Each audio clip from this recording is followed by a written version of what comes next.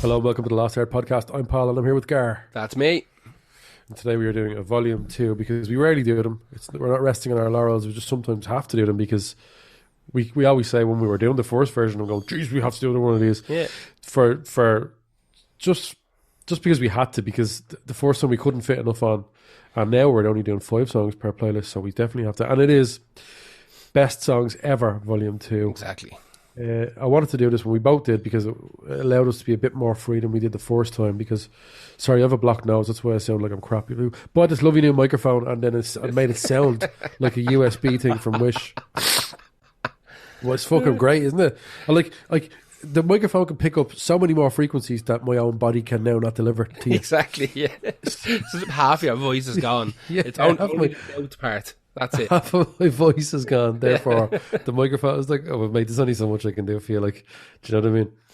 Oh, Jesus Christ. Just bought like the whopper pair of Nike Air Max for a one-legged man. Exactly. Look, if one's spare though. Yeah, we decided that the two of us could get to be a bit more free than we were the last time. Although I still picked, and I'm sure you did pick songs that may not be. These aren't really my favourite songs, but I know that they're the best songs in the world. Yeah, some of them are. Yeah, loads of these. Like I'll never every single song, whether I picked it or you picked it. If it's on the radio, I'm not turning the radio off. Oh no, I wouldn't turn it off. I'd never turn it down. Like every single song on here is one of the greatest songs ever written. The thing about this is that, as we said, this is volume 2. We could do 1,000 volumes on this. That's the beauty of it. And everybody knows these songs already, so we're just going to give you a little bit of background on them. And it's just a cool little playlist of absolute bangers. And I'm looking at it here. A lot of them are, yeah, good few of these are all in the same kind of era as well. Yeah, I think that's because songs were better then because they had more. Like, music, if you think about it, if you give music another 50 years, it won't be any better. No. It can only sort of degrade and have a few amazing hits and albums. Exactly. You know, because technology has gone as far as it probably can, near enough to it can in music. Like, 60s and 70s and 80s, they were discovering mad new ways to do music, and you got these crazy effects you'd never heard before, and it added to the sound when you first heard it. And then there was like styles of music. There's only so many styles of music. The only thing we get now are hybrids of 2 different types. Pretty much. That's grand, but and weird covers, like sampled covers and stuff like that. You know. Yeah, like it's weird. Music has a sort of. It will always have amazing albums coming out all the time, but it won't be this new amazing thing. Yeah, I can't think. I mean, maybe we're wrong, but I can't imagine anything new coming out that doesn't just sound like a slight variant of something old. No, like, if you get me. The only thing I can think of is like trap music, but it's not just like elements of things that have been out before. Pretty There's much. a new explosion of like doom metal now, and that's a call on the 70s and 80s. Exactly. Like 60s and 70s maybe, actually. Yeah, being around. Like, everything's been around. It just gets a little refresher course. And that, again, that's fine. Yeah. As new people discover amazing songs. Yeah, that doesn't mean like a song that couldn't come out tomorrow that could go on this list. It's probably unlikely, but I would hate to think that music is now sort of a dead end. It's not. No, it's not. It's new windows will open, new doors will open, and like as people discover old styles of music, they'll put their own little twist on it and stuff like that. What I found in the last 20 years, that music's been getting simpler and simpler. Much on the same kind of track as something like social media, where people's attention spans are just lower. So a lot of the little things that makes older songs great, you know, like whether it be a little refrain in the middle or a little middle eight or something that's kind of cool, but doesn't necessarily jump out with you, but definitely adds to the song. Like that's all cut away, and you're stripped down to your 2.5 minute instant banger. Opens with a chorus. Do you know what I mean? Like that type of thing. Just bam, bam, bam, bam, bam, bam, bam. Fits into a TikTok video. And good night. Like I listened to that new Eminem put a new song out this week or last week, and it's one of the worst things I ever heard in my entire life. Jesus. And he just has a terrible habit of picking like singles that are just terrible, just real bad. Like look at the last 2 albums he put out. There's some amazing songs from both of those albums. I don't think any of them are released as singles. You know, maybe one of them. This new thing is, it's honest to God, horrific. I can't even remember what it's called. That's how little I remember it. Like I watched the whole music video and everything. I think like what we were trying to say about this is that like the 60s and 70s and 80s, you were hearing just new shit that you'd never heard before, mad ideas, and we'll go into some of the ways. Like, I've a couple of things here, like regarding a couple of my choices that recording wise that were the first time this band did this or it was ever done or something like that. Yeah. But of course, we'll always have incredible music. Yeah, but the reason that the songs are, like you said, from all these eras is because this is when music was just still flying forward into the future. Absolutely. Yeah. Now it's not really going anywhere into the future. It's just great. It's great now, but it's not. It doesn't feel like it's going anywhere into the future. Yeah, we're just kind of treading water right now. Anyway, let's get into these choices. We'll get to the first one. I think you were first, so give us your first best song ever, Volume 2. My first song on this playlist is "Blowin' in the Wind" by Bob Dylan. Yeah, I don't really like this song, but really, I know that it's one of the best songs ever written. Yeah, there you go. I love this song. I love a lot of Bob Dylan stuff. I always did. I always did since. This is a weird one. A lodger that lived in my grandmother's house had a little crappy, like, little CD player, and the only CD he had was like the best of Bob Dylan. And when he used to go home to the country on the weekends, I'd go up and put the CD into a CD player, and I had batteries in it, and I'd walk around my granny's house listening to the best of Bob Dylan. And I got into it then, and obviously I had like this on it, and you know, Mr. Tambourine Man, all the stuff that you expect from like the best of Bob Dylan. But I got mad into it. But I never got so mad into it that I actually went out and started buying all his albums up, because I don't think I could listen to a Bob Dylan album. I could absolutely listen to the best of Bob Dylan, but I don't think whenever I listen into his lyrics, they're so good. Like, they're brilliant. Yeah, he has an unusual way of doing things. I don't really think his voice is great, and I honestly, stuff like Mr. Tambourine Man and this Blowin' in the Wind, I know they're folk songs, but they sound like Jesus songs to me, and they do nothing for me. They definitely have elements of that to it. So this was written in 62 and released in 63 on the album The Freewheelin' Bob Dylan, which is his second album. It was his attempt at a protest song to just ask kind of rhetorical questions about war and freedom and peace and blah, blah, blah, blah. 1994, it was inducted into the Grammy Hall of Fame. 2004, Rolling Stone ranked it as the 14th greatest song ever written. The melody comes from an old slave song called No More Auction Block. So this song is kind of being deconstructed 1,000 times. Dylan was a swine for... he was kind of a swine for... He'd hear like a melody for an old folk song, and he'd go and just pick up a guitar. That's why when you listen to this song, like, there's nothing going on in the song. There's an acoustic guitar and there's a harmonica, and the acoustic guitar, and it's just a smoke. Yeah, the acoustic guitar one guitar panned 3/4 the way right, and then the harmonica 3/4 the way left, and his voice just in the middle. Now, the way it's recorded, he's got this really kind of immediate feel to it. It's not a long song, is it? It's 2 minutes 45 seconds. Like, it's a quick enough song. But this song exploded with like the youth, because it was a protest song, and it just resonated with them. They were mad for it. They were absolutely mad for it. The song was covered by a group called Peter, Paul and Mary within 3 weeks of the album coming out. And they kind of made that song famous, not Bob Dylan. People came back to Dylan after the Peter, Paul and Mary one. We talked about that, how back in the day songs were covered almost instantly. Constantly. They put a song out and it didn't do great. Right, we're going to give it to someone else. Peter, Paul and Mary are obviously the Puff the Magic Dragon people, aren't they? I think so, yeah. Like, this is maybe the second or third one of these songs that's going to pop on the playlist for me tonight. Like, Dylan claims he wrote the song in 10 minutes, then went to play a gig in the Village in New York City, and performed it there and then. They used to have this thing where apparently it was a big deal that you would play a song for like a year or two live on the circuit before you recorded it, because it meant that people couldn't license it from the record label and cover it and do you out of money.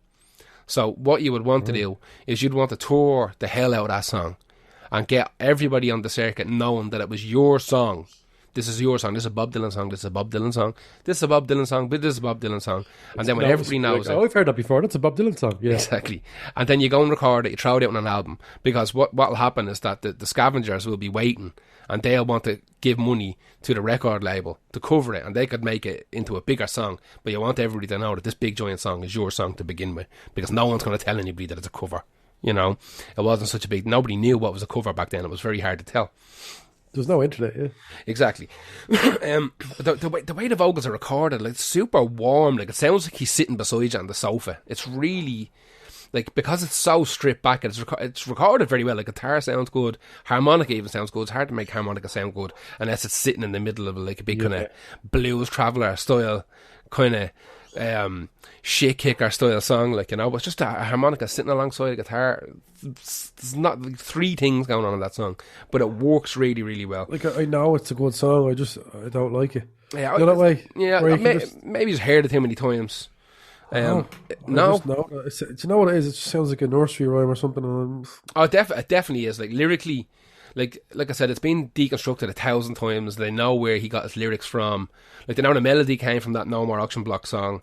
They know that lyrically, he took the lyrics from some poet. Part of the lyrics came from some mate who was a poet. There's a bunch of stuff like that. He wasn't a Robert Dylan. He was just almost a reflection of everybody he was hanging around with, you know. He's an interesting bloke, a very interesting bloke. He actually pops up again in this playlist in a couple of songs as well for something else, because Dylan is rather important. Maybe not musically, but the way he went about his business is kind of important. So, anyway, my first choice for tonight, Blown in the Wind by Bob Dylan, released in 1963, and like I said, covered by what did I say, Mary, Paul and Peter, or the fuck they're called. Yeah. I'm back coursing this week. They're back, and they drove it to, like, #1 within 3 weeks, and then word gets around. I said, well, hang on, and then of course everybody, they used to do this thing where they print the lyrics in, like, the kind of local music papers and music rags, and that was a big deal because people wanted to sing along to the lyrics, but it was hard to get a hold of records sometimes, so people would get the printouts from the newspapers and then go to the gigs having learned the lyrics, so they could show up knowing the song before they even heard the song.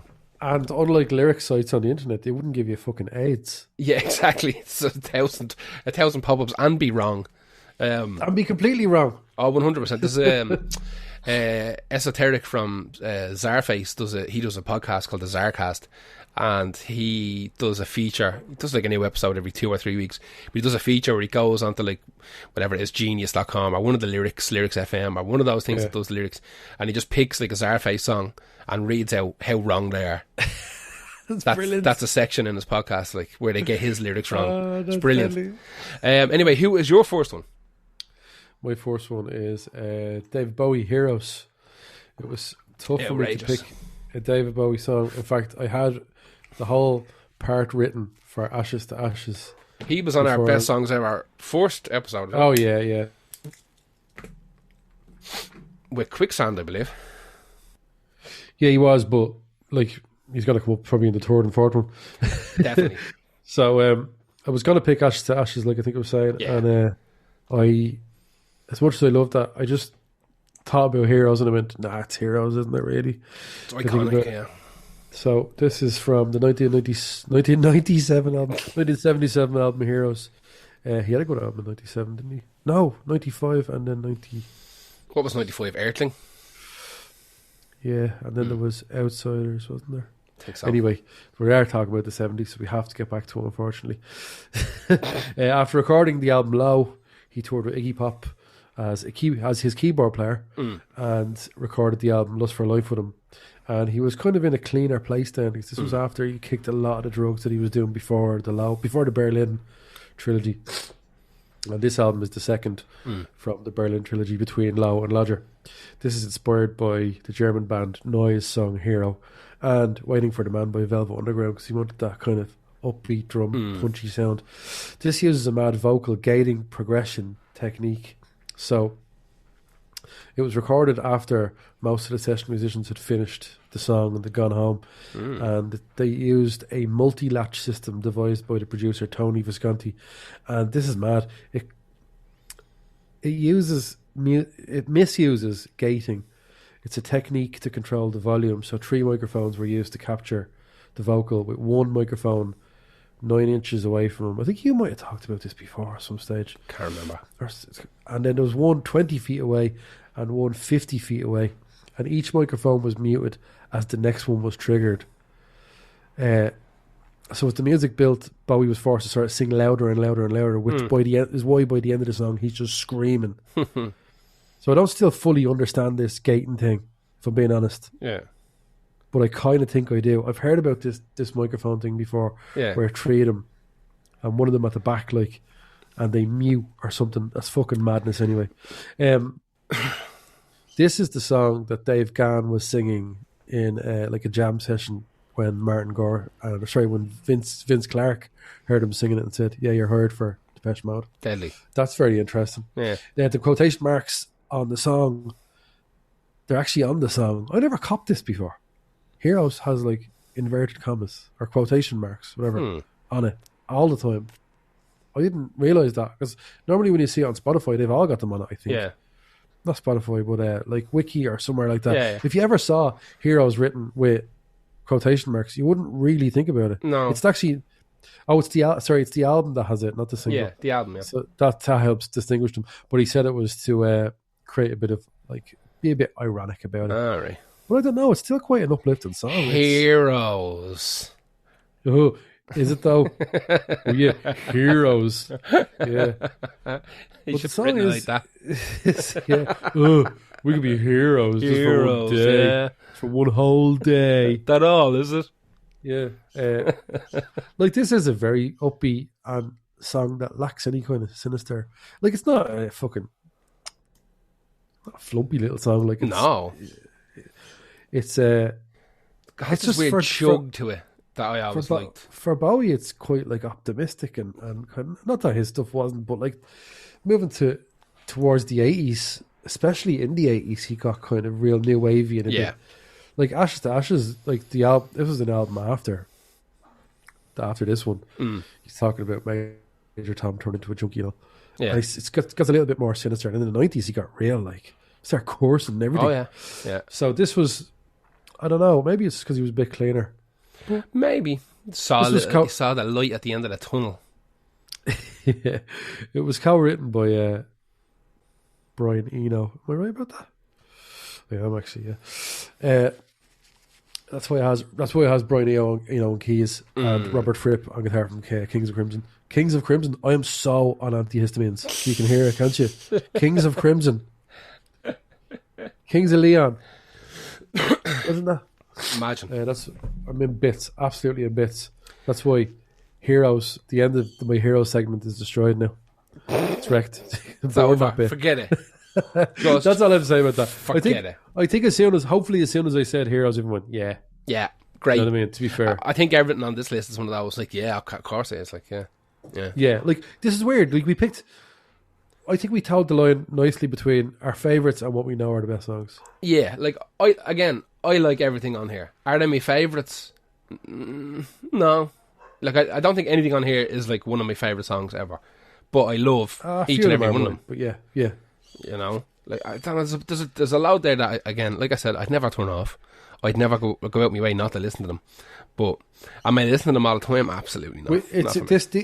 These lists are big compromises for us. They're not Gareth Hall's favourite songs. They are what we think are the best songs. Definitely. Yeah, so look, that was David Bowie. Who's your next best song ever? My next one is, again, another real obvious one, and it's Unchained Melody by the Righteous Brothers. Yeah, but that is great, though. It's so good. It's not their song. It's written by Alex North and a guy called Hoy Zaret. Originally, it's a weird one, actually. It was originally written for a movie called Unchained in 1955, sang by a guy called Todd Duncan, and it's been covered an insane amount of times. It's been covered by over 670 artists over 1,500 different times. Jesus. And it was just literally, apparently it was written in like one night. The guy who was scoring the movie in 1955 was asked, so listen, can you do us up like a theme song? We know you're doing all the incidental music and all. We need a theme song for this Unchained movie. And the only thing is, lyrically, it has to have the word Unchained in it. That's it. That's all we're asking for you.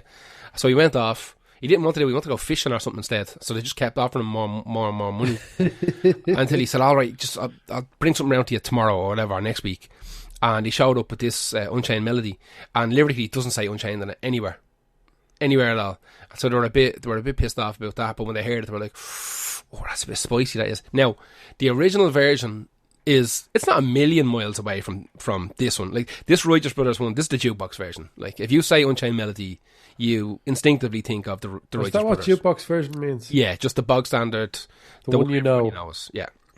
Okay. So this is the one. Like again, you got 670 different people recording it, 1,500 different versions of it doing the rounds. The reason being is it's kind of unusual. We talked a little bit about this when we were talking about Phil Spector. Phil Spector was on the. He was meant to be producing the album that this was on, but he didn't. He just produced what he thought were going to be the singles. And this ended up being a B-side. But when the 7-inch was sent out to the record stations, they didn't play the A-side. They played the B-side. They played Unchained Melody. And it just took off. It was huge. It was covered by everybody. Like them two English Egypts. Anton Deck? No, the older version of Anton Deck. One of them was in Game of Thrones. Game of Thrones. Robson and Jerome. Robson and Jerome. They done a big version of it as well.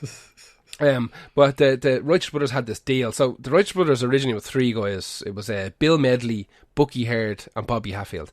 Bill Medley and Bucky Herd. They're some cool names for lads and bands. Bill Medley, Bucky Herd, goes and then no ever rabbit would dare. Exactly, and then there's just Bobby Hatfield. So they had a deal. It could be a field full of hats. Exactly.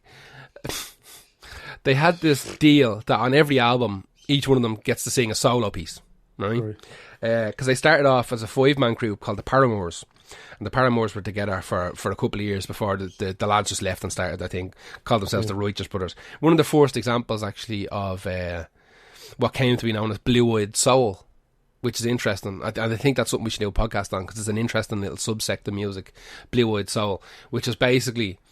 It was interesting, actually, because they were making soul music. So Bluewood Soul is basically white people soul music. I didn't want to say. I was waiting for you to say. It's just soul music by white people, but it was used by white DJs to kind of differentiate between the music that was in like the R&B and black charts and what was in the bog standard at the time white people charts. Do you know what I mean? It was used as that. But what happened then is that a lot of the Bluewood Soul actually became popular on the black radio stations as well. So when they would go to these radio stations to be interviewed by the DJs who were black, playing for a black audience, they would say the Righteous Brothers came in, they'd come in and say, like, here's my my Bluewood Soul brothers, just to let the people at home know that these guys were white. You know what I mean? Just to kind of separate them out a little bit, make them feel a little bit awkward. But it was never seen as a bad term. It was just seen as a weird, neither here nor there term. But they were one of the first groups. The Beatles in parts were considered Bluewood Soul, Tom Jones, Sonny and Cher, that kind of stuff. They would have all had kind of Bluewood Soul hits. You could be a Bluewood Soul band, but you could also release a Bluewood Soul song. Let's put it that way, right? And so these they had a deal where they would get one solo piece a pop per album, and I think it was Bucky Herd. Yeah, Bucky Herd wanted to sing this song. No, sorry, that's a lie. It was Bill Medley wanted to sing the song, but so did Bobby Hatfield. So they flipped the coin over it, and Bobby Hatfield won. That's why it's just Bobby Hatfield singing on the song. Even though it's called the Righteous Brothers, it's just one fella singing. That's it. And some big high note in that. Well, that's where it gets interesting, because he sings a song. Bill Medley plays the Wurlitzer piano in it, and apparently they thought it was going to be a bit of a throwaway thing as well. When it came out and it became a big hit, Bill Medley said, "Listen, if I hadn't known it was going to be a big hit, I would have hired somebody who actually knows how to play piano, because I was sitting there like bing bing bing bing bing bing bing. You know, I'd like only play a little bit of piano. I'm not very good. I definitely should have got somebody in to actually play on this record, but we thought it was just filler to throw on the back end of a 7-inch, you know, that Phil Spector told us was going to be a huge song, which wasn't the case whatsoever. So apparently they recorded it the original way, the way it being covered 1,000 times before. They recorded it like 4 times, and then Hatfield goes back in. He says, "Listen, just I have this idea at the end of it. I'm after rearranging it a little bit with the musicians. Let me go in and have a 5th punt at it." And he went in, he readjusted the whole kind of back end of the song, and that's where you get that big, giant high note and stuff like that. Right. That's not in the original one. Loads of lyrics kind of drawn out to fit and stuff like that. And that was the one I stuck upon. Best bit of the song. Yeah, exactly. But that was the new bit that Hatfield came up with. Apparently when he'd done it, he wasn't happy. And he said into the microphone to the guys in the studio. I think Bill Medley was sitting there.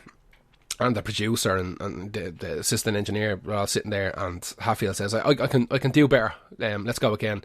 And Medley just pressed the talkback button and said, you can't. You're done, mate. That was fucking unreal. Just get the fuck out of there. It's done. Perfect.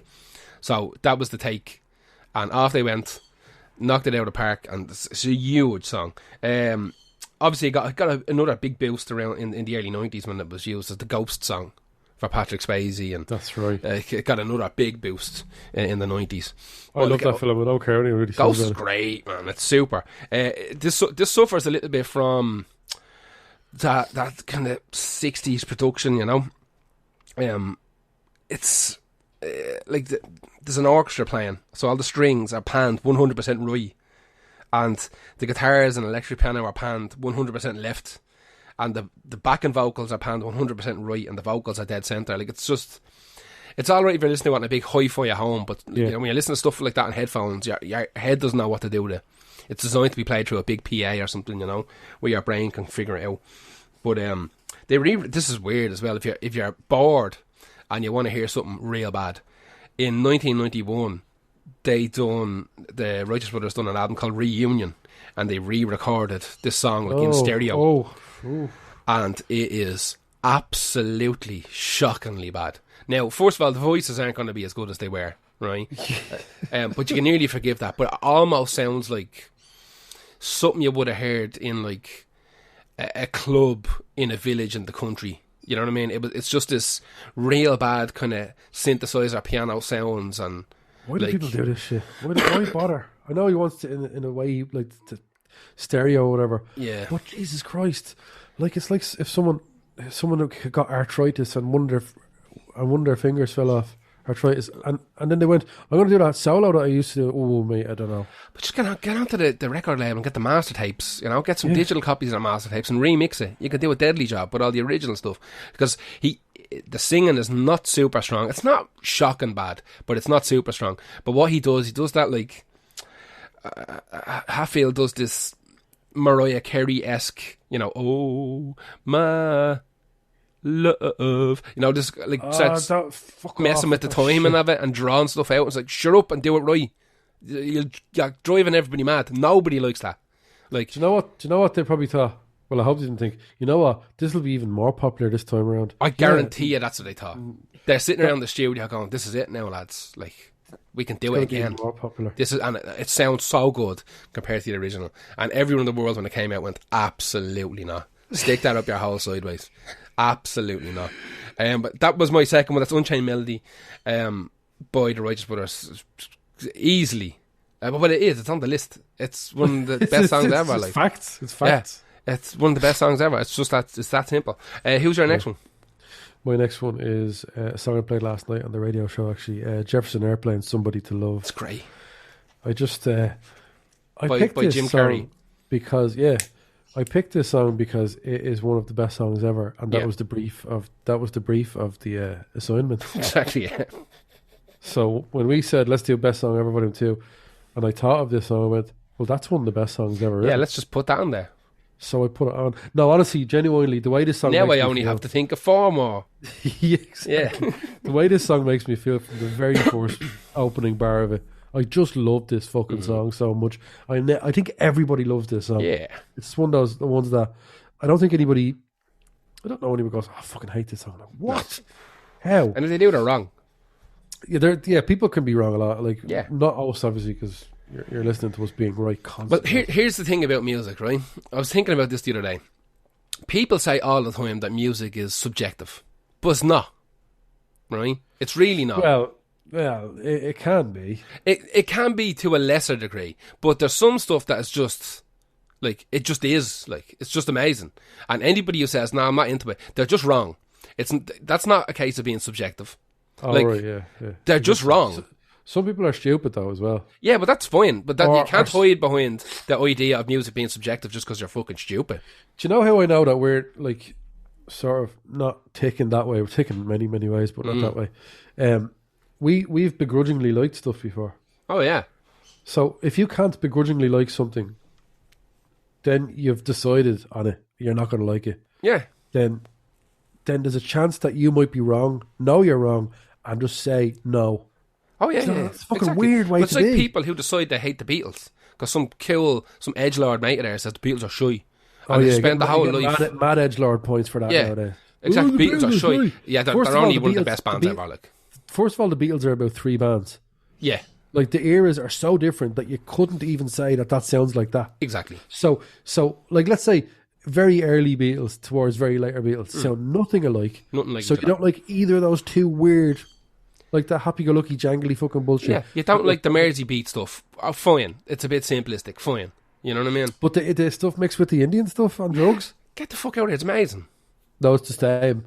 Yeah, it's the same, yeah. You fucking mutant. Imagine being that different with your scope of music as the Beatles were, to have someone go, hate all of it, off the bat, hate it. It's just stupid, and it bothers the life out of me. So that's what I'm saying. Like, you can say that you're subjective about music, but just don't be hiding the fact that you're shy at music. Do you know what I mean? By saying that, no, I only like, you know.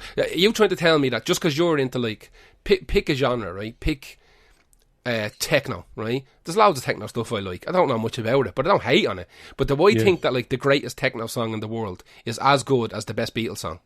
No. No. It's not, like... you know what I mean? It's just not. You're trying to tell me that the best techno song in the world is equally as good as Eleanor Rigby or A Day in the Life. Because it's not.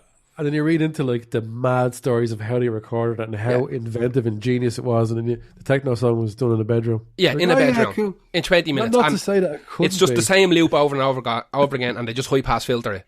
For, you know, like, again, I like loads of that music. It's fun. It has a place in the world. But is it as good as whatever? Pick a song, any song off this list. No. Sorry. So you can't hide behind the subjective thing. You know what I mean? There's right and there's wrong. Now, in between right and wrong, there is definitely a grey area where it's like, I'm not really into them, but you have to be able to say, like, I'm not into them, like, but I'm glad they exist. Do you know what I mean? We do that all the time. That's another thing that we do as well. Like, we begrudgingly like stuff, and we also say, I don't like it, it's not for me, but I realise it's great. Like I did with Bob Dylan, like you do with later Radiohead, whatever. Yeah. But anyway, go back to this one. Yes. It's went off someone there. No, we had to. This is from the 1967 album Serialistic Pillow, which also has White Rabbit on it, which is another absolute classic. Yes. I don't remember how that album goes. I think I might have listened to it when I was about 20. So I must give it another blame again. This is originally a song by The Great Society, but the singer Grace Slick took this song from that band and brought it with her, Jefferson Airplane, which I'm sure she's glad she did, because then everyone actually heard it this time round. This song has everything right. It has an unreal vocal performance. Like, it's so good. It's just the tone of it, the way it's recorded now is brilliant. Has an incredible solo. The musicians are all absolutely killing it for the whole thing. I like the lyrics. They're simple, but I enjoy them. Obviously, Jim Carrey did a version of his. It's just impossible not to think You have to talk about it. Yeah. Because I only watched that film the other day. Same. And heard that song. And he actually released that as a single. Oh, he shouldn't have done that. He shouldn't have done that. It flopped badly. Of course it did. He shouldn't have done that. Just look cool wearing that tassel jacket. That's the joke from the film. I don't want to hear it. I want to see it. Yeah. It's a visual performance. Exactly. Anyway, yeah. Look, I think all these songs people are going to... Like, if everyone thinks that any of these are too obvious, I don't know if you're getting the... What we're going for here. Of what we're going for. But yeah, Jefferson Airplane, Somebody to Love, another one of those songs I don't think anybody hates. Yes, so very that's much. Who's your next one? Next one is very much in the same vein, and it's House of the Rising Sun by the Animals. Oh, yeah, that's brilliant. I do know people that do hate that, though, and I can understand why, but I think it's amazing. It's so good. Newcastle band, probably the only good thing to ever come out of Newcastle. Maybe the brown ale sometimes. Sometimes I'm not into it, but again, the grey area. I can appreciate it. It's kind of a cover again. It's not really their song. It's a weird one. Dylan comes into it again. This is a traditional folk song, and nobody can seem to decide if it's a traditional English folk song or whether it's a traditional American folk song, right? So you've got the music, the melody for it, and then you've got the lyrics for it, and it's it's mental. Like apparently it bears some resemblance to a 16th century English ballad called Unfortunate Rake. And rake, I think rake meant there is a rake in Yorkshire Dales. What would a rake would have been? A single man or an unmarriable man, I think. Or a widower. I can't remember. One or the other. Something to do with not lighting them or being dead or something. I can't remember. And, the the rake. Yeah, exactly. And that's a good name for an album, actually. I'm going to write that down. Apparently the Rising Sun was like a bar and a whorehouse. There was a lot of them around England called the Rising Sun. And it was like a flop house, fucking pissheads, debauchery centre. Was it like a chain?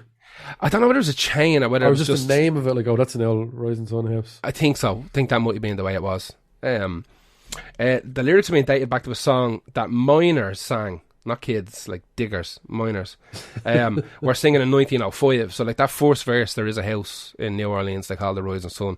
Like, that's been dated back to 1905.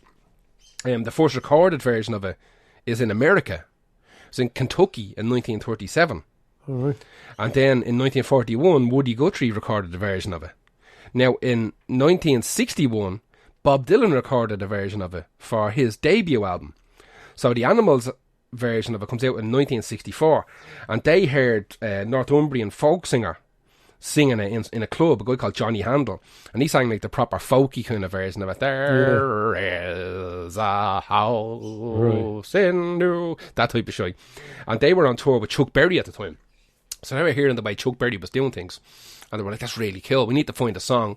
Because we talked about this before. Back in the 60s, like, if the band wrote their own songs, well and good. But that wasn't very important. Like, if the band could play and, like, get knickers wet, then that was more important than them being able to write songs. Because they had thousands of people sending songs in all the time. They just had, like thousands of Jewish lads in America just knocking out killer songs.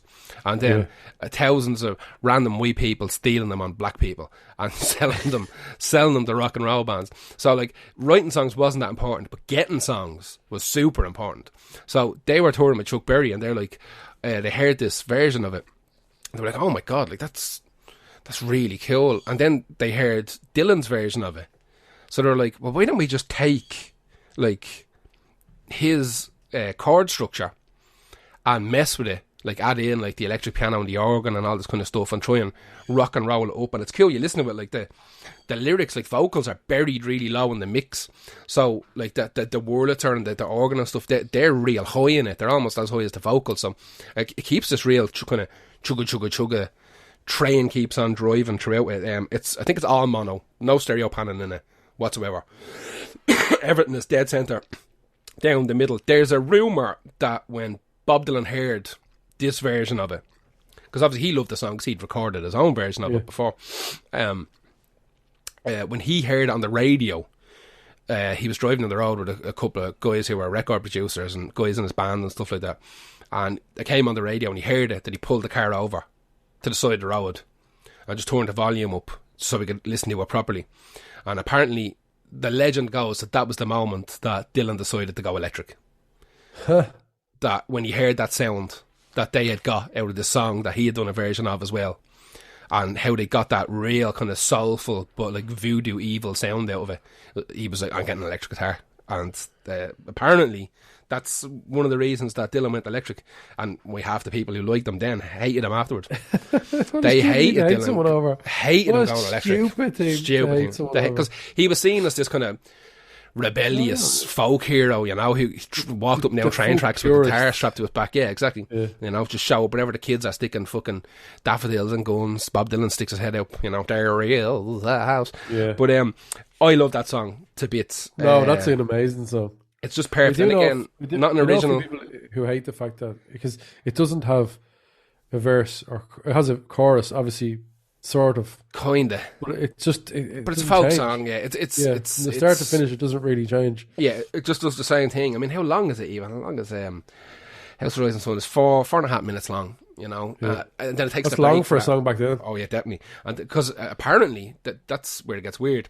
That their album the Animals album, I don't know what it was called, Animal Style, or whatever you want to call it, but they done the whole 60s thing of renaming the album in America. It was called The House of the Rising Sun. And then there was, they'd made a deal with the record label to keep it at that length. That's the proper length. 4.5 minutes is the real length. But apparently whoever was representing them in America chopped it down to 2.5 minutes. Kind of butchered it for the radio over there. They did that with Robbie Williams, do you remember? Like his first 2 albums were condensed down to 1 and then released in America. Really?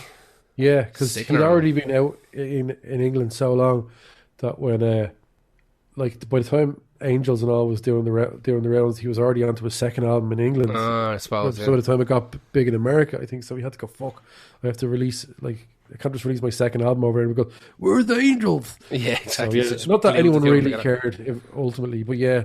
The remarketing things for America was a big deal. Yeah, so that's what they done. They chopped it down to 2.5 minutes, and they would have been one of the kind of first British invasion bands to make it over to America. They done really well over there. I actually always thought they were American.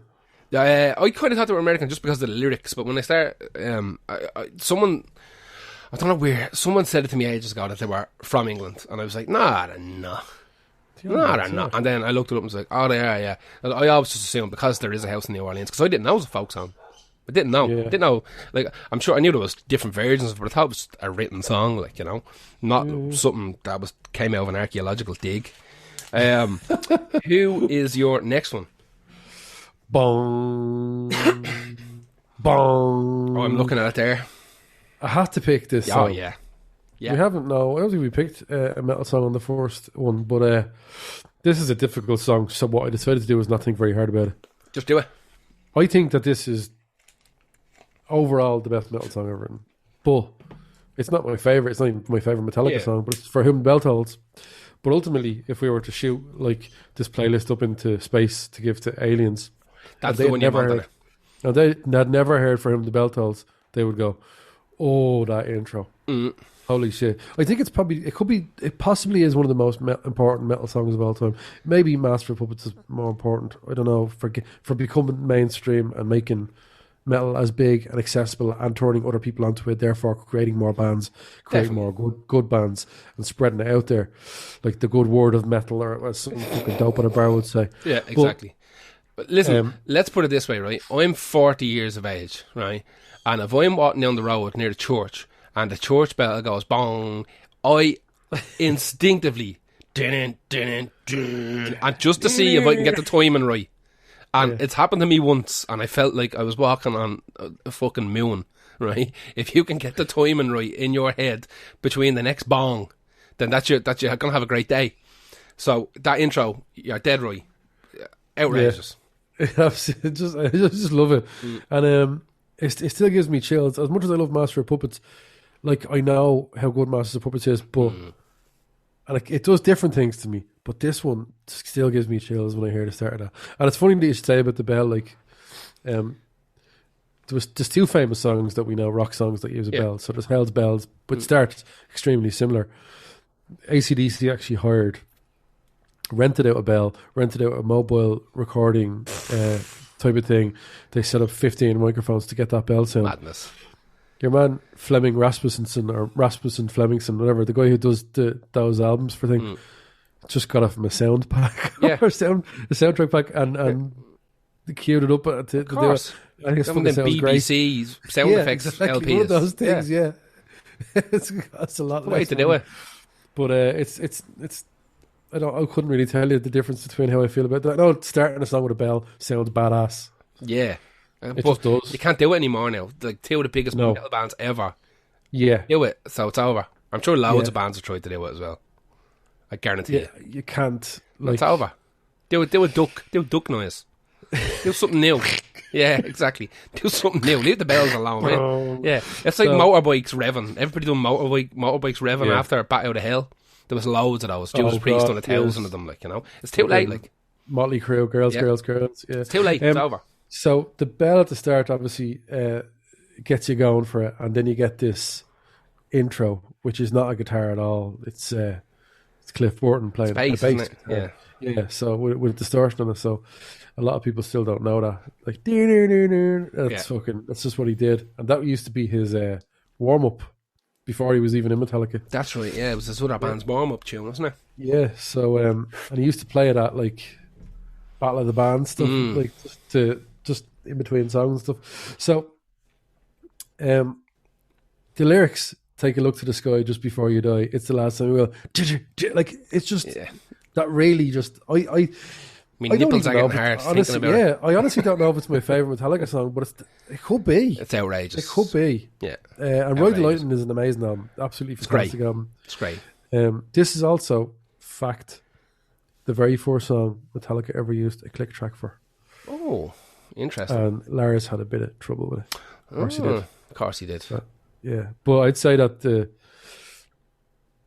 producer was like, yeah, there's something missing, like the whole song being in time, so let's just do it right. Tidy it up. It doesn't sound to me too clicky and on the rails or anything like that. It's just a lot of people will agree that Metallica should be on one of these lists. They may disagree with that song, but that's why I'm in the hot seat and you're not. It's too good. It's too good not to be on the best songs ever. Volume 2. Joking, but fucking for him, the bell tolls. One of the best songs ever written, and we need to have a metal song on it because it's silly to not. Hence my next choice. Yeah, well, what's your next choice? My next choice is "Fight the Power" by Public Enemy. Oh, brilliant! Just to mix it up a little bit, we're jumping straight out of the 60s, and we've gone into metal, and now we're going into hip hop. Nice. "Fight the Power," Public Enemy, off their third album, "Fear of a Black Planet," released on Def Jam. It's such a good song. It's so good. The single, it's interesting actually. The single was released in 1989 for Spike Lee's movie "Do the Right Thing." It was actually written for that. So Spike Lee approaches Public Enemy, says, "I need a song, and I'm going to use this song throughout the entire movie. Like, I don't want it to be like end credit song. Like, I'm going to use bits of it, like every 5 minutes. So it has to be a murderer." So they were like, "Well, we're working on this new process for our next album. We think we might have kind of invented this new weird way of using samples. So we're going to be able to give you a song that has like so many different bits in it that you'll be able to chop it up and loop them, and like you could use every piece of music you need for this movie. You might be able to get out of this one song." So Spike Lee is like, "I'm interested." So they gave him "Fight the Power," and he was like, "Dick out, just start wanking in front of them," or whatever. Just couldn't believe it. So the entire album, "Fear of a Black Planet," is designed to fit as many samples in as possible. They use this new technology, all these new kind of sample decks and stuff like that. So they said they wanted to build a Phil Spector-esque wall of sound, but in hip hop. Right. So their production group is a crew called the Bomb Squad. They basically work like a factory line, and they'd go to a record store and they'd pick up like 1,000 LPs. And they'd just go through with this 1,000 LPs and they'd pick like maybe 6 samples. And then give them back to the record store, pick up another 1,000 LPs, come back, try and get another 5 or 6 samples. And then done this until they had thousands upon thousands upon thousands upon thousands of samples.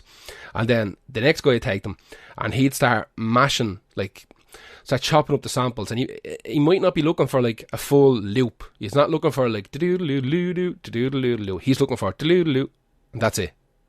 And then he'd find something else that would fit with do-do-do, and he'd find something that went like wah wah wah, and he'd end up with do-do-do, wah wah wah, and then he'd find something else that fit on top of that as well.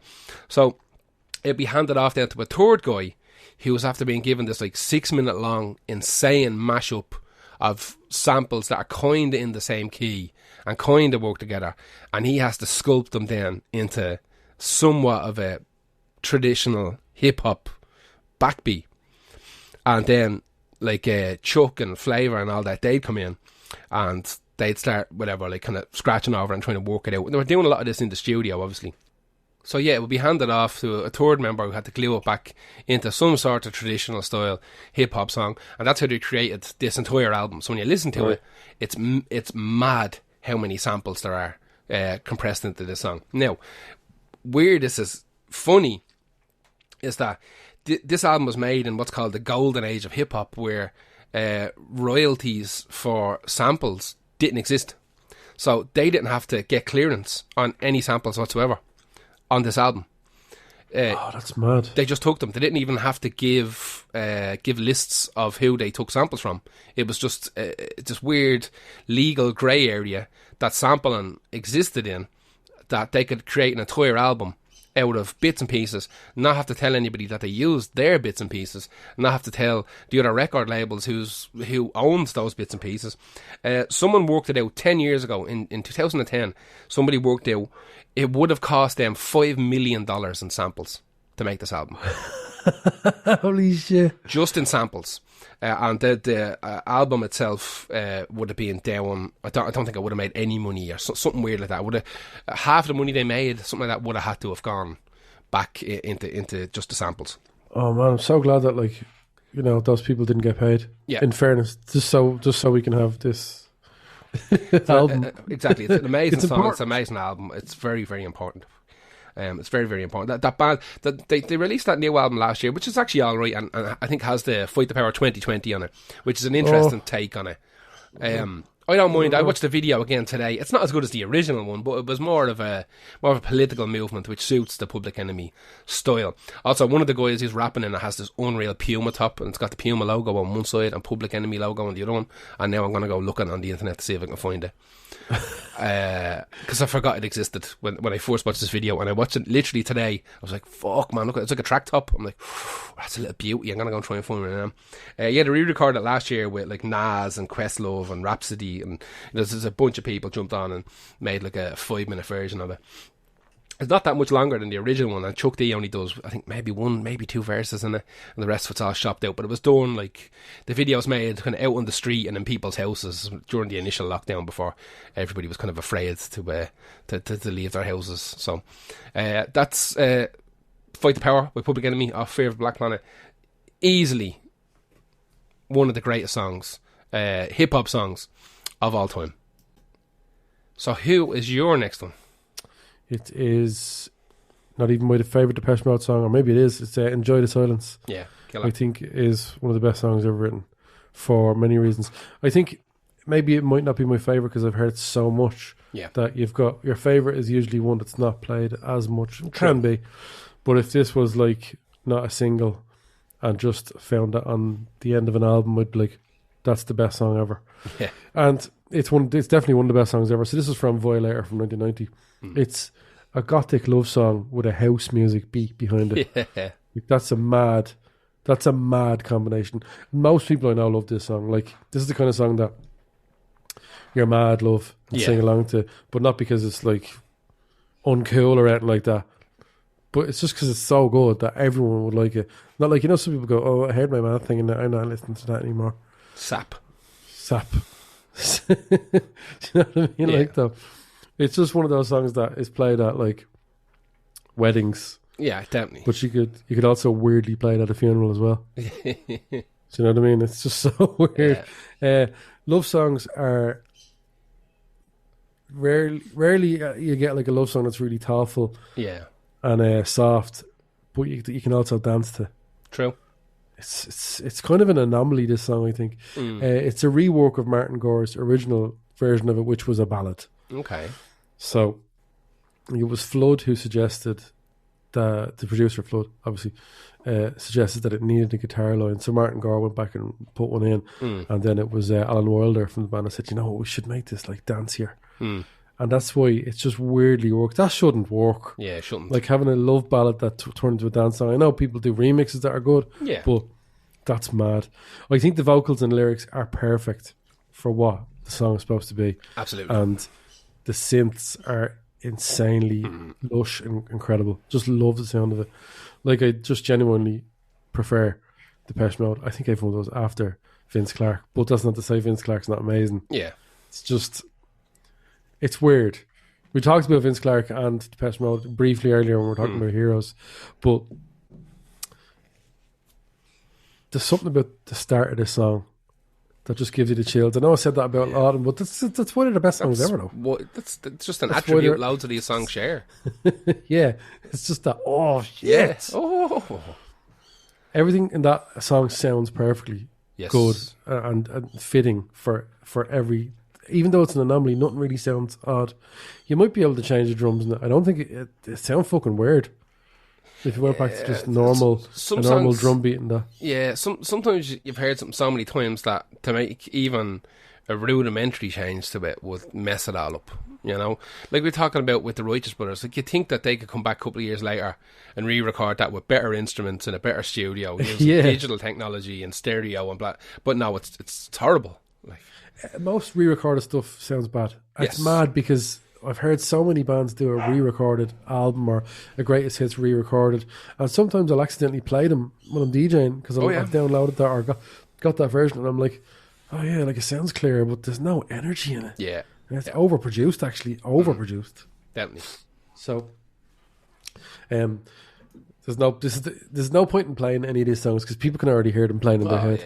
Yeah. Like you can hear "Enjoy the Silence" right now. Yeah, just the start of it. That like almost it is kind of a house beat. Yeah, definitely. There's a collection of about. I mean, obviously, there's more than I'm thinking of, but there's a collection of about 6 Depeche Mode songs that, like, anybody who's into music could name them from the first 2 seconds. Like, play the first 2 seconds of it, and they go, oh, "Enjoy the Silence," or whatever. Pick any one of those songs. You know? Just can't get enough. Yeah, that's I know that. It's just that's enough for most people who. You don't even have to be a massive Depeche Mode songs. You are a Depeche Mode fan. You just know them. They're just like genetically in you. Like you can't help it.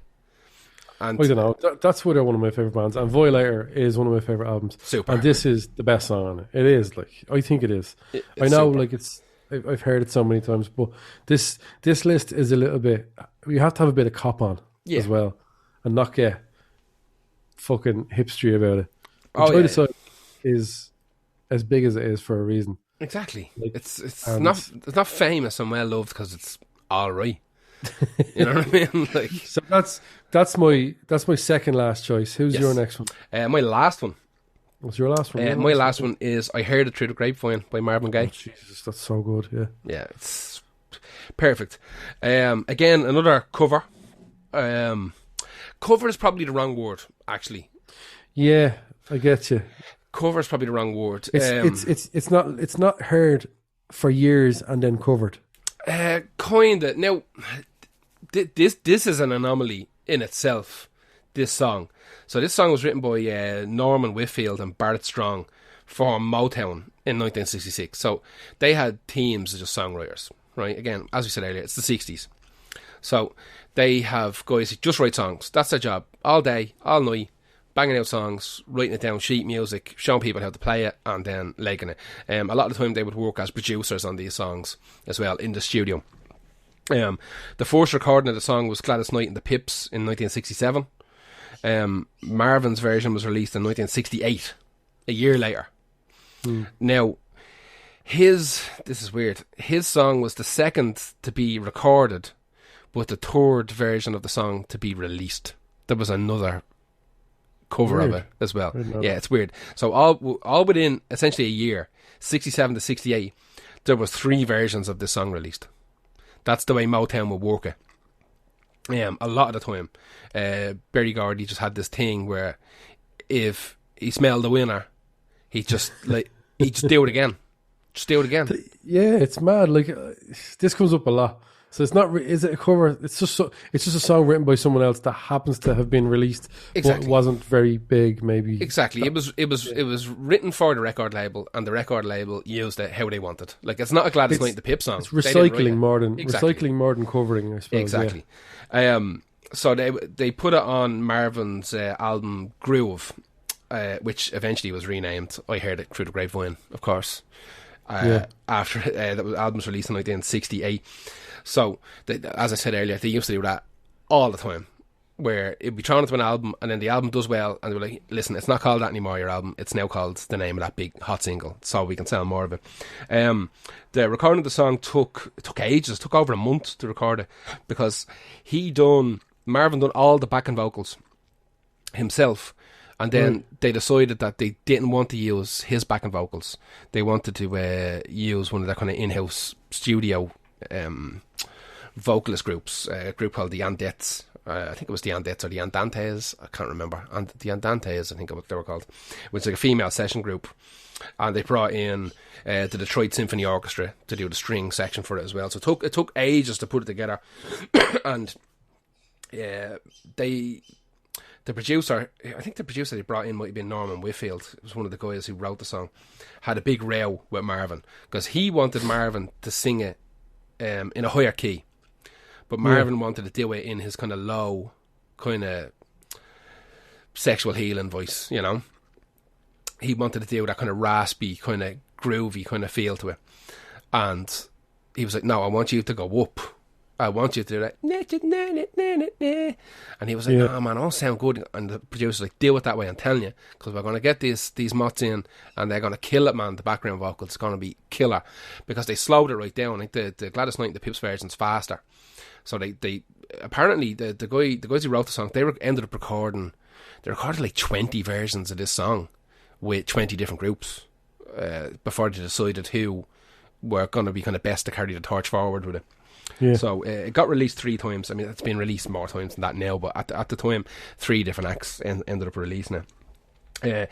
Instruments were all played by the Funk Brothers, who were this famous Detroit-based kind of session group who played on something like 99% of Motown's tracks until the early 70s when Motown moved to Los Angeles. They opened up,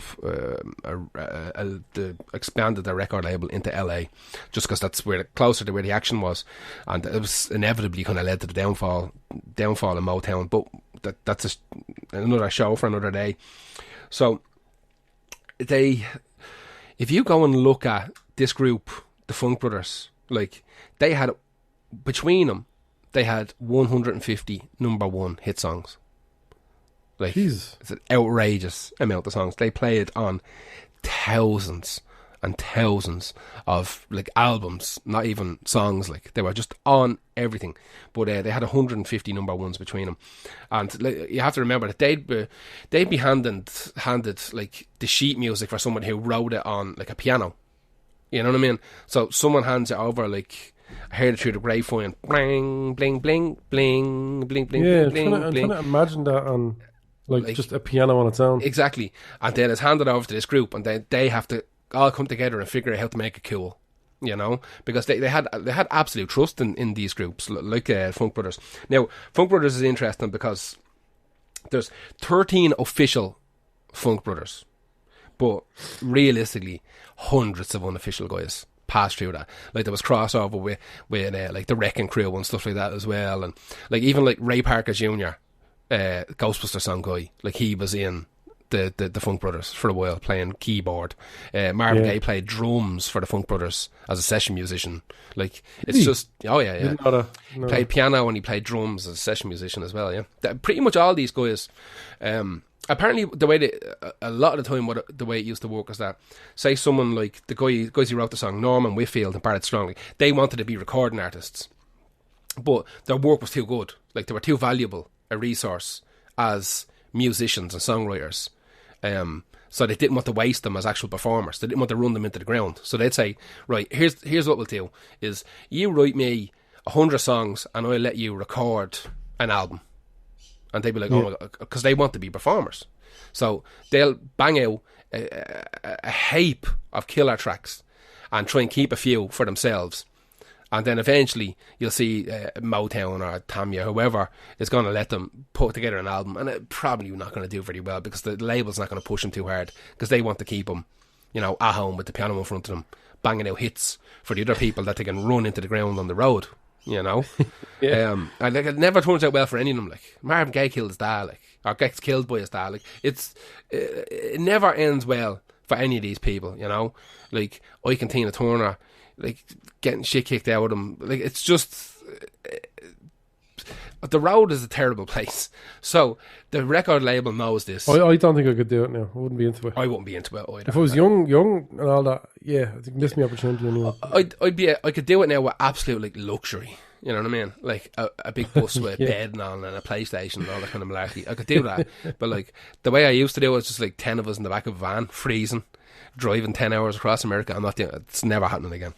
I don't know how I survived the first time. I know I'm old and bits of me are falling off, and I'm just not doing it again. So yeah, they just want to keep these songwriters. They're like, we'll let you release an album at some stage if you keep writing music for us, and they were happy enough with this because they're getting a few bob off it as well. But I mean, looking at the list that this group Funk Brothers played on, like of songs, just like My Girl, Baby Love, Papa Was a Rolling Stone, Tears of a Clown, Ain't No Mountain High Enough, Baby I Need Your Love, Stop in the Name of Love, Do You Love Me, My Cherie, and more. It just, the list just goes like it's on and on and on and on. So like they had the greatest musicians for that style of music in the world, and it still took them a month to get that song right, and it sounds every minute. Like I can't say it, and I released like a song months ago, and but it's you. My second single. It's you on your own. You know what I mean? Yeah, that's true. That's very true, actually. There was hundreds. I'm not sitting in a studio either. Exactly. You're in your gaff.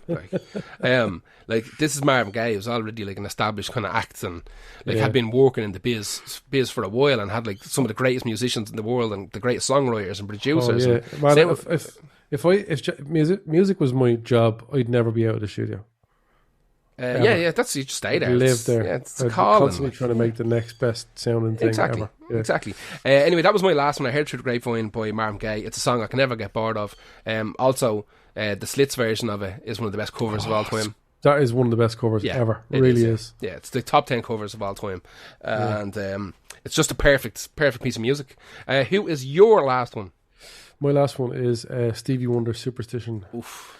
So you've mentioned Stevie Wonder in our last thing. You talked about Machinery More, and you've mentioned Motown as well. So this is kind of important to this story.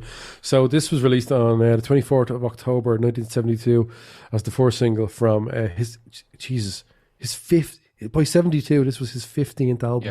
Yeah. Because he was a kid. He started off as a little Stevie Wonder. I know. Yeah. So that was Talking Book, and it was his first number one in 10 years. Talking Book 9 years. Outrageous. 9.5. Yeah. Outrageous. So this has Jeff Beck. The album has Jeff Beck on it. I'm not entirely sure if he plays. I don't think because he's a guitarist, I don't think he's on this. But what the idea was, he said to Jeff Beck, will you come and play guitar on my album Talking Book? And in return, I'll write you a song. Shit, yeah, that sounds deadly. So they're in the studio anyway, and Stevie's like, I need some drums to go with this bit I'm coming up with. And Jeff Beck's like, oh, you play the drums. He's like, just go back and just do a drum thing. Come on. Anyone can really do it if you're in bands long enough. You know, just how to lay a little beat down.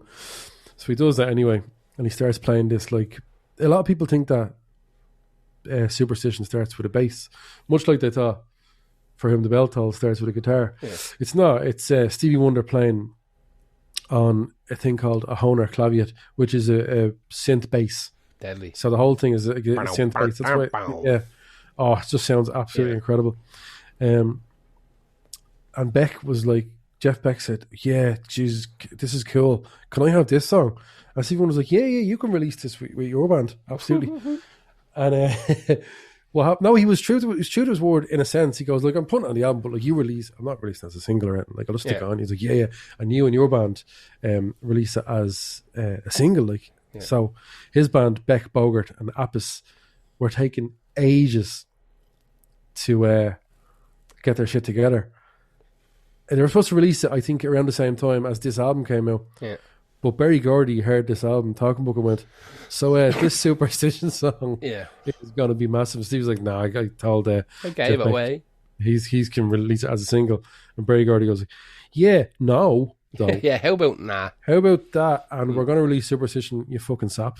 And they released it. And like, then obviously Jeff Beck released it afterwards. It was sort of pointless. Everyone was like, oh my God, one of the best songs ever.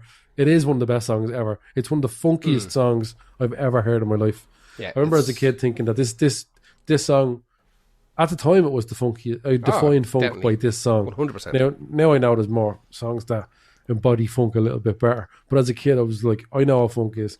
It's Superstition. It's that, yeah. It's funk. What annoys me is Stevie Wonder, who was a savage drummer, asking someone else to play drums. Well, he couldn't do it both at the same time. Well, in the studio, not Larry. I think it was just the two of them. Probably had a 2-track or something running at the same time. I don't know. I've no idea, but yeah, that's mad.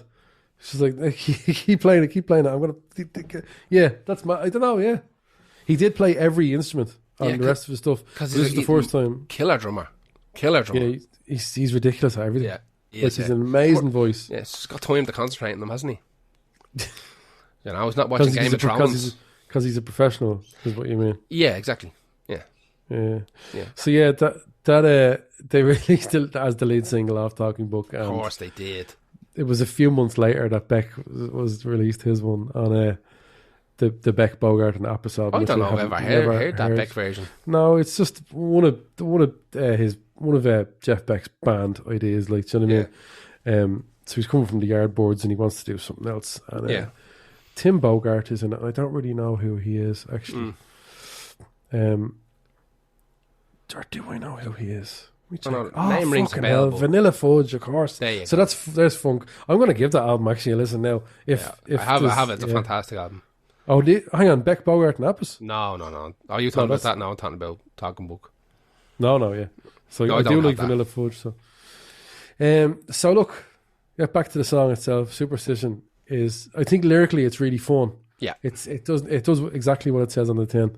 It's a little bit like what it is to superstition itself, what Alanis Morissette is to irony. Yes. But this makes more sense and it's used correctly. So, ironic and superstition. Both singing off the cuff, very heart on your sleeve about the stuff, and it's very literal. But, yes.